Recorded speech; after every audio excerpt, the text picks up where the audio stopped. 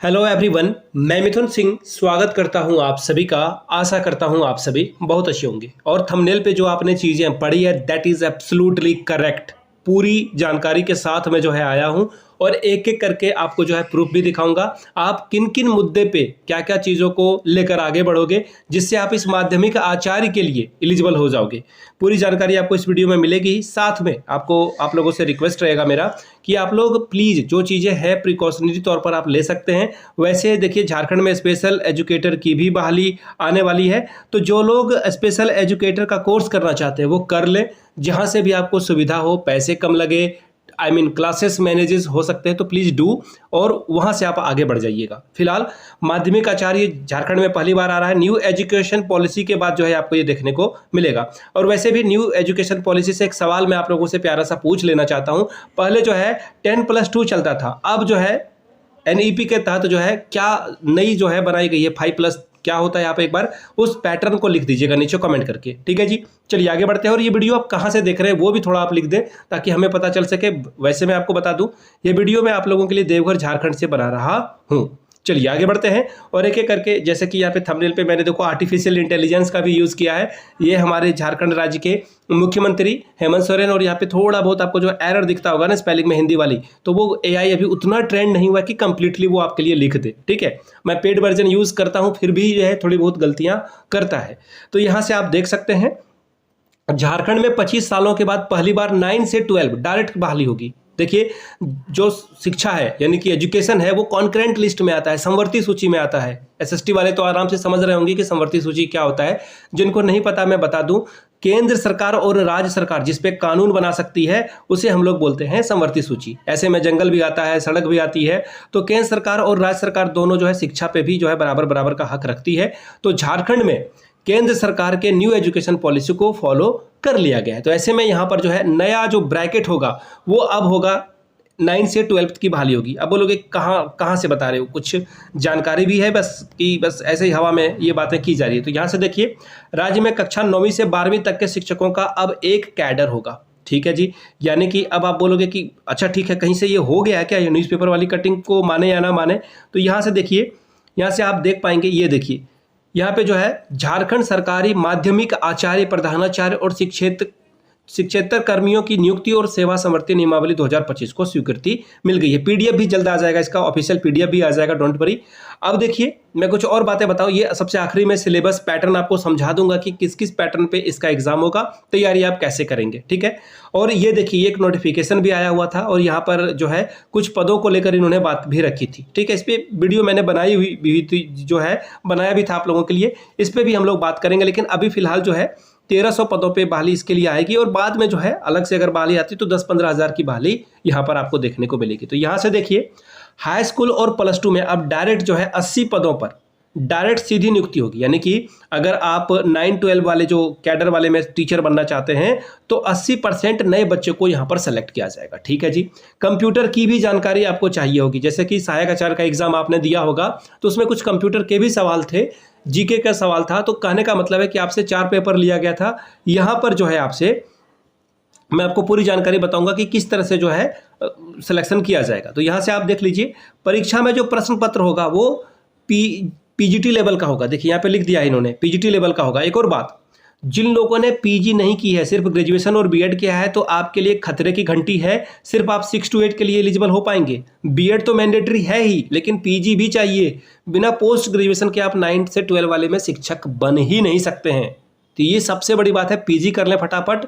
अगर अभी भी आप स्टार्ट करोगे तो डेफिनेटली भर्ती आते आते तक आपकी पीजी कंप्लीट हो जाएगी। चलिए आगे देखिए, इसमें जो है 2 जो अंक होंगे, प्रश्न पत्र 2 के प्राप्त अंकों के आधार पर आपका मेरिट लिस्ट तैयार किया जाएगा, ठीक है।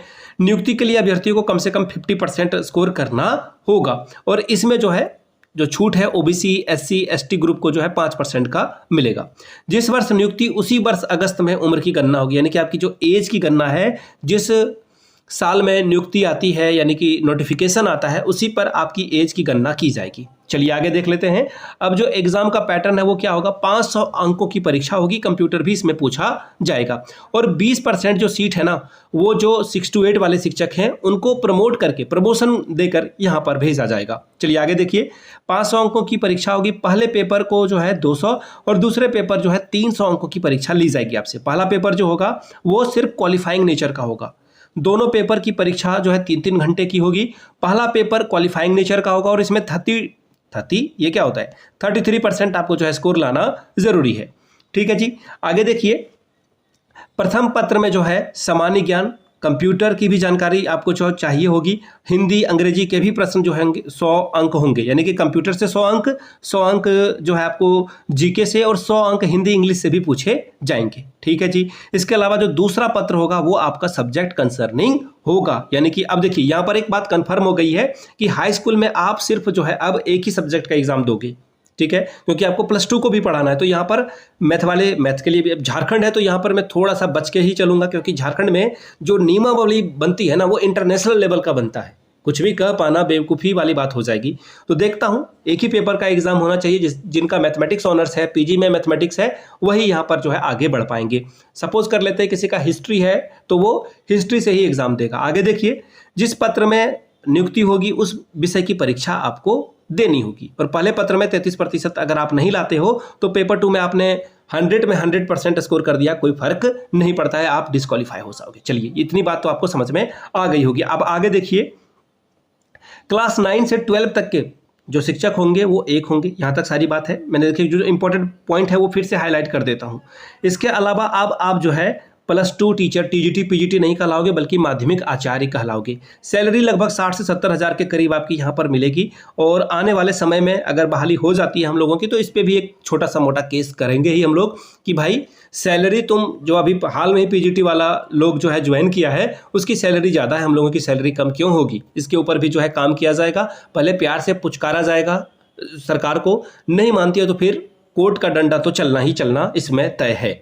आगे देख लेते हैं, सीधी नियुक्ति के लिए जो है आवेदन मांगा जाएगा, दैट्स ग्रेट। और आपको टीजीटी और पीजीटी के लिए जो है यहाँ पर डायरेक्ट आप माध्यमिक शिक्षक के तौर पर ज्वाइन करोगे।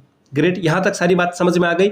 अब आप बोलोगे कि ये सारा कुछ जो है पेपर में आ गया लेकिन नोटिफिकेशन नहीं आई। देखिए नोटिफिकेशन से पहले ये एक्सक्लूसिव खबर जो है सुनील कुमार झा के द्वारा ब्रेक की गई है। ये प्रभात खबर के जो है एजुकेशनल करस्पॉन्डेंट हैं। ठीक है, ये संवाददाता हैं, संवाद देते हैं ये। तो ये एजुकेशन से ये बहुत दिनों से ये कवर कर रहे हैं इसको। जेटेट वाले खबर को भी देखिएगा, सुनील कुमार झा ही जो है कवर करते हैं।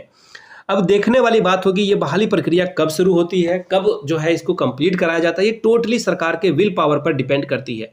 अगर आप पूछोगे मुझसे कि सर कहीं से माध्यमिक आचार्य का कोर्स परचेज कर लें, ये कर लें, वो कर लें, ना, अभी कुछ नहीं करना है। सिलेबस अभी कंप्लीटली जारी नहीं किया गया है। पहले पेपर के लिए तो आपको पढ़ने की जरूरत नहीं है, आप पहले पेपर को आराम से क्वालिफाई कर जाओगे। 33 is not a very big thing, है ना, वो बहुत बड़ी बिग डील नहीं है, आप आराम से उसे क्रैक कर लोगे। पेपर 2 के लिए डेफिनेटली आपको बिल्कुल कोर्स परचेज कर लेना चाहिए किसी से भी, XYZ से। I am not going to name them, जिससे भी पढ़ना चाहते हैं पढ़ें, जो भी अच्छे से पढ़ा रहे हैं उनसे पढ़िए। ठीक है, अब मैं नाम नहीं लूँगा, बाकी कुछ और चीज़ों पे हम लोग काम भी कर रहे हैं।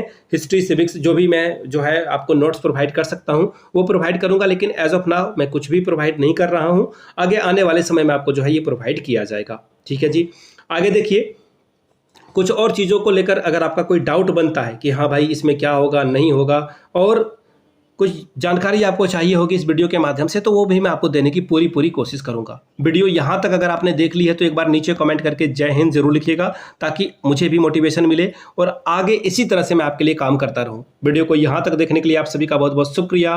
Have a good day.